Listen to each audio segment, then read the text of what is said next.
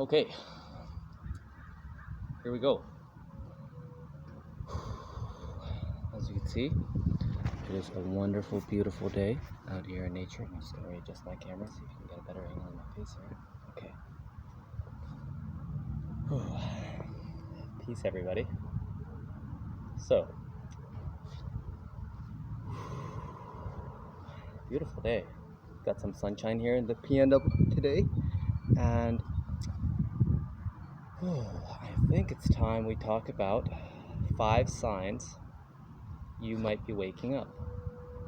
So, 5 signs that you might be waking up. 5 helpful signs to help you realize your might in waking up. Okay. KO. Let's knock it out of the park. Pushing all the buttons on an elevator. Have you ever seen the movie Willy Wonka's Chocolate Factory, Charlie and the Chocolate Factory, something like that maybe, something to that effect? Okay, great story. Pushing all the buttons on an elevator. Now, if I were to push all of the buttons and light up the entire tree on an elevator while somebody else is with me in the elevator, you already know how that goes. If you have young children who have done this, you may have found yourself apologizing to the rest of the people in the elevator for their uncontained excitement. What are you gonna do? Kids will be kids, boys will be boys, girls will be girls. Okay, so life is like Willy Wonka's Chocolate Factory elevator. You can go forward, backwards, up, down, all around. You can go zigzag, any parallel, diagonal direction you want, whatever. You can go probably swirly style in a crazy typhoon whirlpool. So, life is kind of like this. We have a body, and we're in it, and we get to push the buttons. Oh, I'm going to go over here and make a video. Smile. Say aloha. I love you. Wave to the neighbors as they're passing by as I'm making a video. It doesn't matter. And sometimes we get a little bit uncontained with our excitement. We think, I'm going to invest in every single opportunity that comes my way. I'm going to help everyone. I want you to be helped by me, kind of thing. And this all comes crashing down on your shoulders, and then you're carrying the load like, man, I am an ox right now. I don't know how I feel about this. Looking a little shaky, baby. Okay. I'm loving awareness. I am loving awareness. I am loving awareness. I am loving awareness.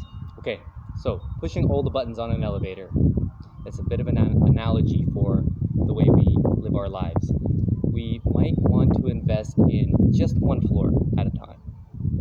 Where your focus goes, where your awareness goes, your energy grows.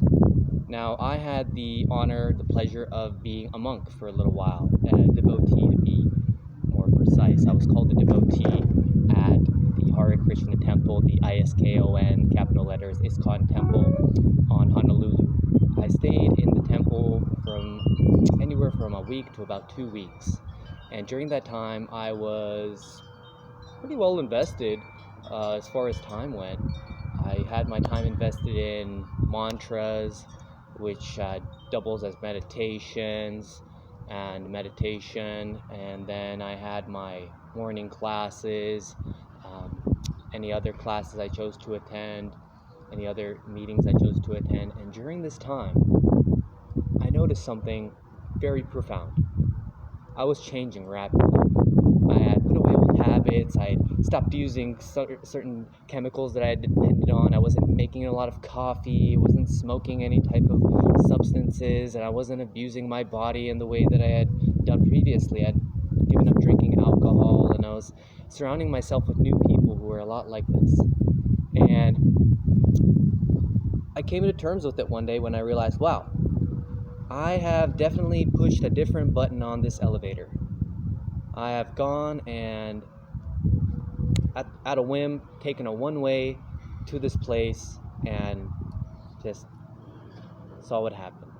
Now, I didn't have much more than $500 to my name at the time, and it was quite the experience. I had literally just trusted my body, trusted myself, trusted the invitation, trusted the provision that I would have for myself.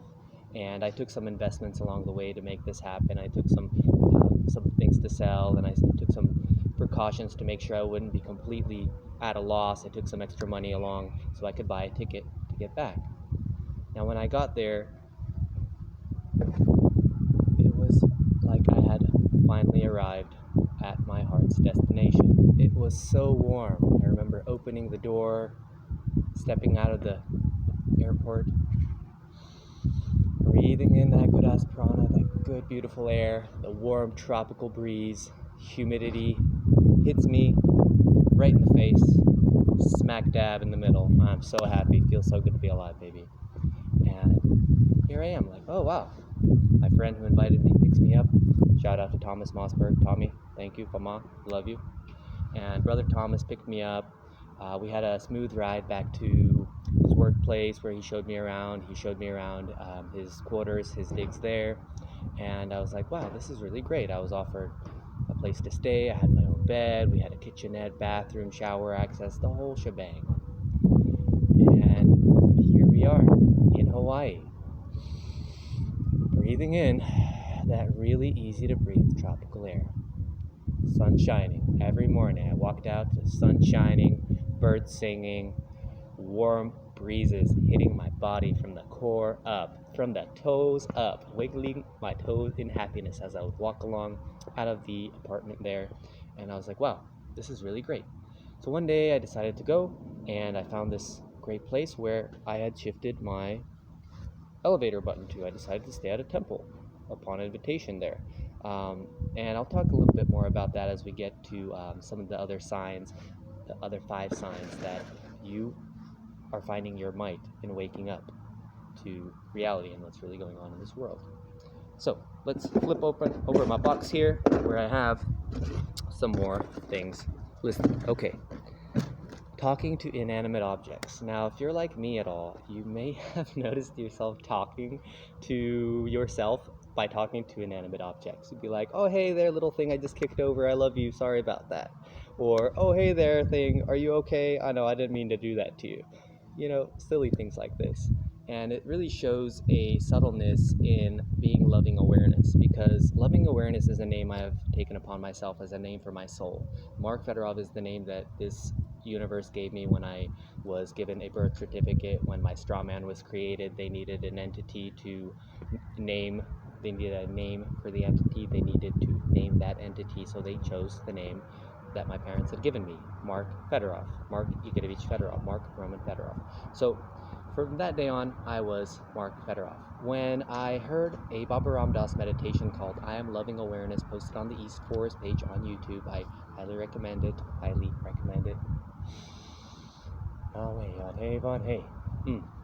And I noticed myself changing in heart. So I started doing things, acting in doing things out of love. I would talk to these inanimate objects, like, oh, sorry, are you okay, honey? Are you okay, baby? Are you okay, little thing? Treating it like a child, you know, that you might have just knocked over their toy or something. Like, oh no, I'm so sorry, can I help you rebuild it? So loving awareness is like this, because when you are loving awareness, that means you are awareness and you love everything. Not every being, not every state of being, however, everything, every person, every noun, you can love it. You can show it love. So, we'll move down to list to number 3. Third sign that you might be waking up to your power. Your awareness is growing, your focus is growing, and it is growing in a way where you actually have clarity, you have clairvoyance, maybe clairaudience, clear thinking, whatever it is. Clairvoyance, I believe, is clear sight. Clairaudience would be clear hearing. Chances are, if somebody's listening, they'll hear. And there are levels of listening. How well is a person listening? This is very important. If you are able to reverberate your vocal cords vibration into your ears, this helps shift your prana, your energy, your air, your life force inside, and you can then hear things better, because essentially what you're doing is you're vibrating your eardrums using your own throat chakra, your vocal cords, and then at that point it raises the vibration. It pretty much shakes whatever gunk is making your ears clogged up. This really is a simple way to say it. However, I'm sure it goes into many more deeper layers of energy bodies of the humans. If you haven't studied energy bodies, I have barely and hardly yet started any in-depth studies as far as literature is concerned. I would recommend looking up books on human energy bodies. This deals with Reiki, energy healing, and people who do this kind of work and the science behind that, wherever this comes from, probably Eastern teaching. So we'll go on to number 4. This is good medicine too, giving people another chance.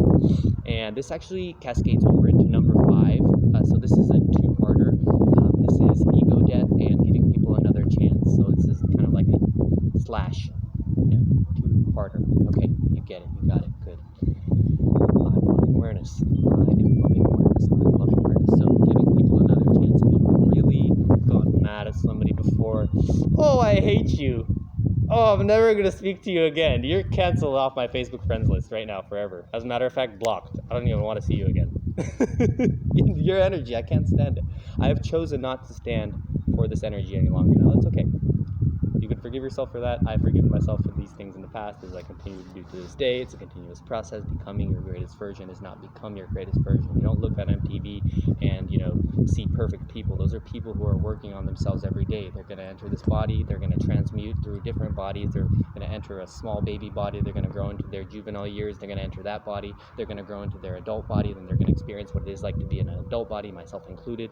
And I'll go on into my older body. If I ever live to an older age, I'll get to experience what it's like in that body until I travel, my soul travels, my spirit, having the human experience, travels to whatever plane I go to next.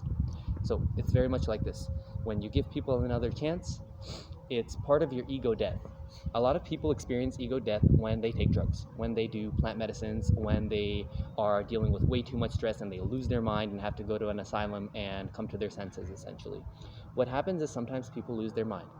And when that happens, it's sometimes good, because if it happens in the right way with the right type of guidance, a person can experience ego death. And this can reset a person to want to live a better life, because ego death is like this. It's like the feeling of paranoia, where something's mounting so high, some stressful factor inside of the energy body is mounting so high that suddenly it feels as if the person is going to panic, and they pray to their God, they pray to themselves, they panic, they recede into the cave of themselves as much as they can, and they say, okay, I'm going to do whatever I got to do right now to make it through this, because this is just so overwhelming. And a lot of the times it's like this when we experience ego death. I've experienced it myself a number of times, and I love it. Every time I experience ego death and the ego death part passes, there's an instant feeling of the opposite of remorse. It is like being washed clean. Your soul feels clean. Your soul feels saved. Your soul feels forgiven. It is like God reached out to you and said, you are a faithful and good servant. You are not the lazy and unfaithful and proud servant. You are humbled right here in this moment. And I'm going to lead you through this to become better. And I've given you this day, this moment, this present gift. That's why they call the moment a gift, because every present moment is a gift. The past is history. Tomorrow is a mystery. Right now is a gift, and that's all you get. So you get right now. The future doesn't exist. As a matter of fact, it doesn't exist yet. If you take upon yourself to do something in the future, you're telling yourself, I'm telling myself when I do this, that I'm not going to do it. I'm putting it off. It's not important enough for me. I'm not important enough to invest in the things that I want to do later. Sometimes later is good, so let's not get too focused on the duality of negatives and positives of putting things off here, as much as focusing on the energy work of switching something around to work in our benefit, to balance us out.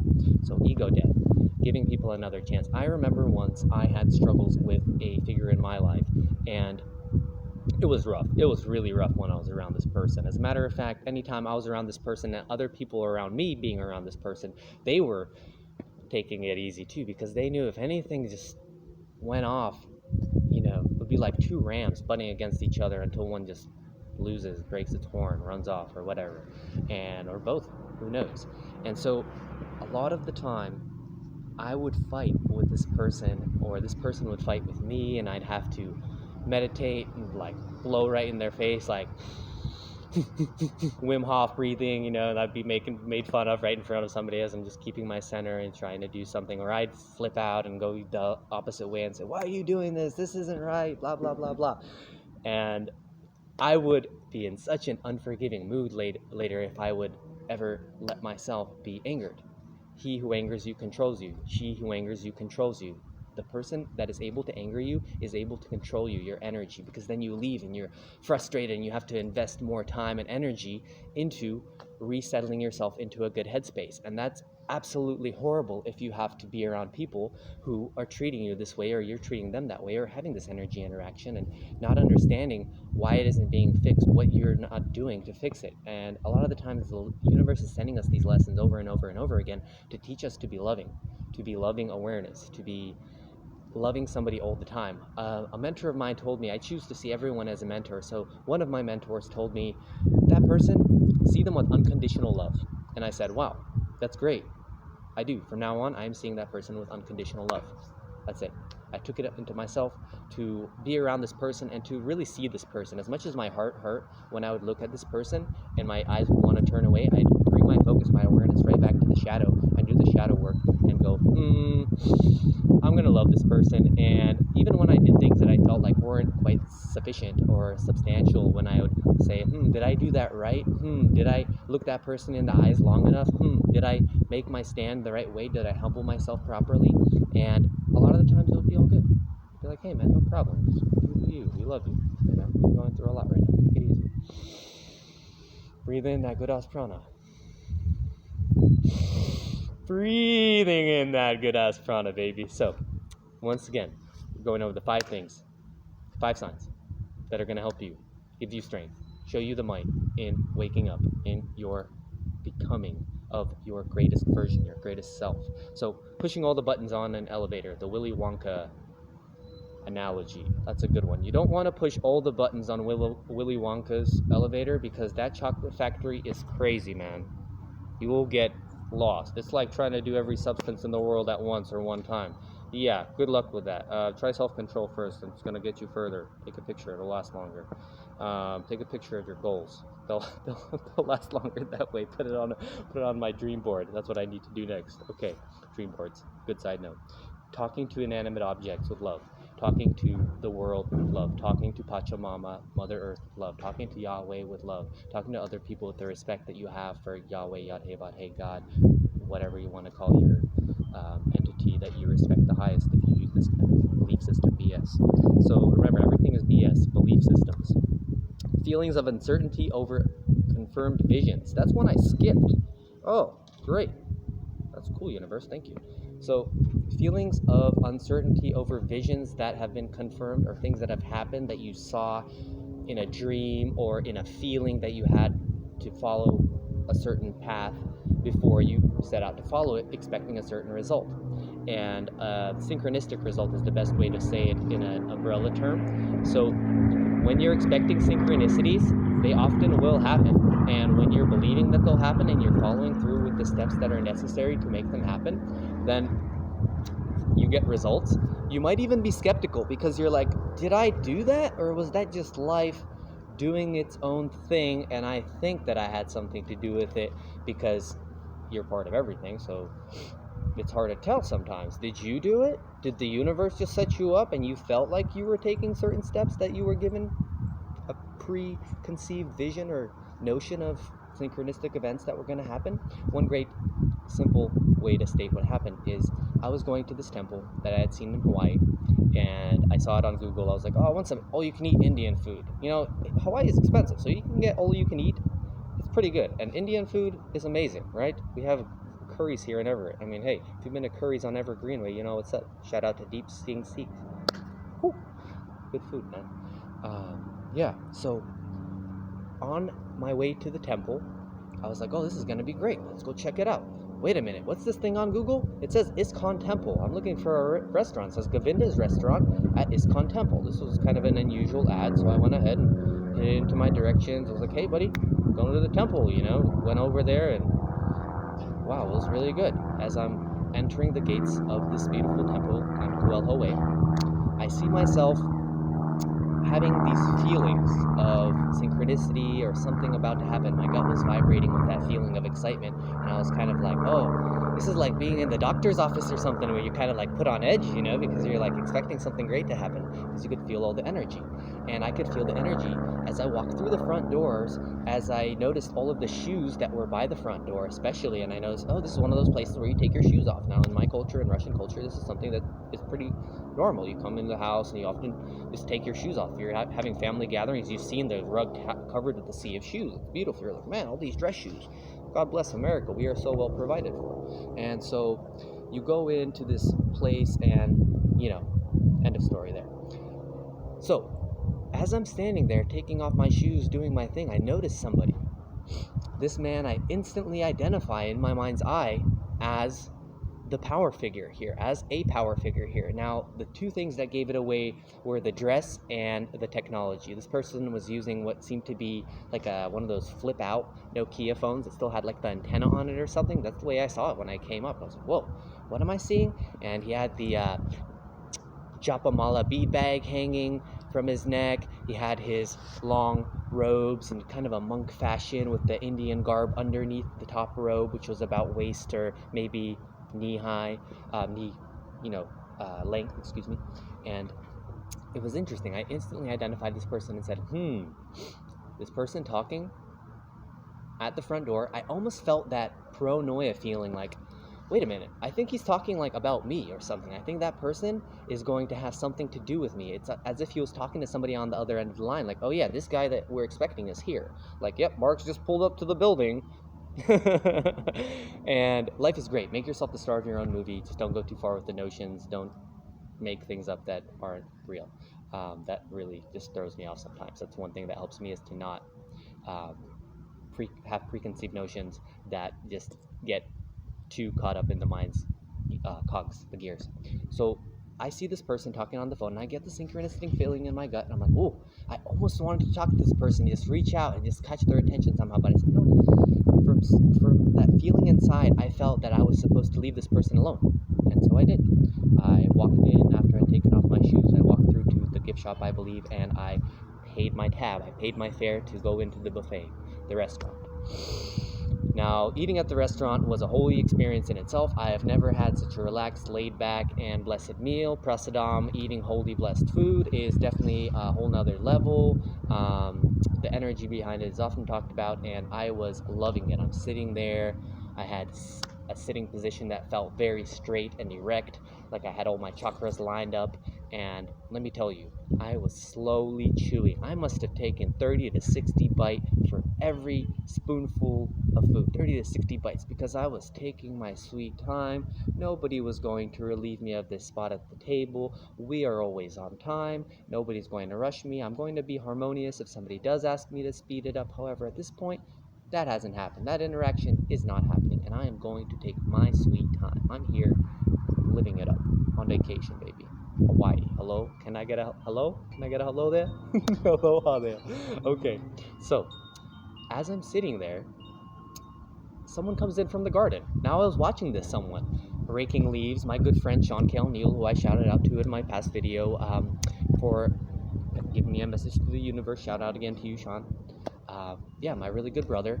And as soon as this brother came in to the restaurant and sees me, I see him catch my eye, and he goes, whoa, hey man, you're sitting really straight. Wow. And I really like your energy. Whatever he said was something to that effect, where he said, wow, this is really cool what you're doing right now.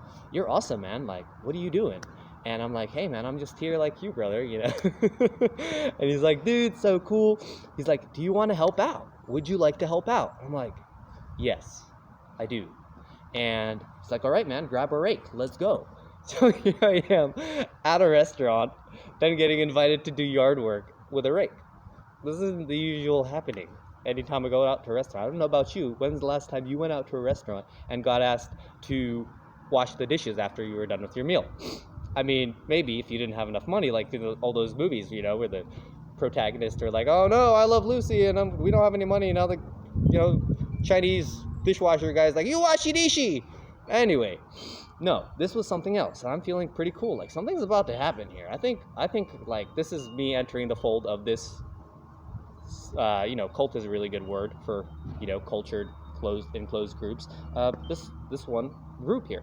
So I've been involved in different cultured groups like this before, as you can call them cults, churches, whatever you want to call them. I was raised in multiple different churches and attending many different churches in my life. So I knew what it was like to enter different places with different beliefs. Let's see if we can see the energy around this plane right now. This is a really good practice right now for any time planes fly overhead, especially when they're doing loop-de-loops. If you focus on them and kind of do that thing where you lose focus, kind of like when you do the ball illusion between the fingers, you can often see the energy field around planes. This is really cool. Some kind of optical illusion, at least taught to me by one of my mentors, Harmony, Hunter House. Shout out to Harmony. And really beautiful thing. So here it is. Feelings of uncertainty over confirmed visions. As I was in the garden, we went to see the cow, Rata. Now, Rata was a really nice cow, Indian cow with the really long horns, imported from Texas, a whole shebang. I mean, this is a really special cow. And cows are sacred in the Vedic cultures to many of the Hindus living along the river there. And so the Ganges has this strong cow energy. And so they had one of these cows, and I was standing there patting this cow and feeling the warmth radiating from this cow, like, whoa, this is a strong animal. And up comes Dennis Brown, the leader of the temple, to check on the shed, which is adjacent to the cow. Not 5 feet from the cow is this shed. So as me and Sean are here patting the cow, holding our rakes, doing our clipping work of the, keeping the vines off the pathways there in the garden at the ISKCON temple, we encounter Dennis. Now, Dennis is known as Govinda, and it's Govinda's restaurant. And Govinda says, hey, what are you guys doing? And Sean introduces me and says, hey, this is Mark. I'm just showing him the cow. And he's like, wow, have you seen this kind of cow before or something like that? And I was like, no, this is great. This is amazing, beautiful cow. And he's like, you like cows? You like animals? I'm like, yeah. He's like, well, do you eat animal meat? I'm like, no. At that point, I was following the vegetarian diet. He's like, wow, this is great. He's like, would you like to stay here? He invited me. He's like, you can stay with Sean in Sean's room and be his roommate. I said, yes, let's do it. Another place to stay in Hawaii, that's kind of cool. Like, this is kind of fun. Like, I don't know where this is gonna go. I'd always wanted to study Indian religion and India's religion in some form, in one form or another. And this was my gateway into some Vedic studies. So the Vedas are really old scriptures, up to 6,000 years old, I've heard. For some of the ones I've had the pleasure of studying, the Bhagavad Gita, for example. And it was great. I had this feeling that something was going to happen. I had this feeling to kind of let it flow and that it was going to unfold. And so sooner or later it did. And I was invited to stay at this temple. That is apparently leased by Henry Ford's great times however many grandson that lives to this day. And it's a really cool story about that. We can go into that perhaps in another video. So that pretty much covers the 5 things that I wanted to talk about today, guys. The 5 steps, 5 signs rather than steps, that you might be finding your power, that you are finding your might in waking up. 5 signs that you might be waking up, pushing all the buttons on an elevator, the Willy Wonka analogy, talking to inanimate objects, especially with love. Feelings of uncertainty over confirmed visions. Did that thing really show me that it was going to happen before it did? It felt like something was going to happen at the very least before it did. I was excited inside, and not just excited to go to a restaurant. I was excited by the energy, the spiritual feeling, the emotional feeling, the energy and motion inside. So number 4, giving people another chance. And number 5, ego death. And those cover the 5 steps that I'd like to talk about today, you guys. That covers it. I'm signing off, over and out. Good day to all. You are beautiful. You're amazing. Get out in nature. Get some sun. Do some 4-second inhalations. Hold your breath. Let go of your breath for 4 seconds. Do some pranayama. diaphragmatic pumps. Let's go ahead and keep eating healthy.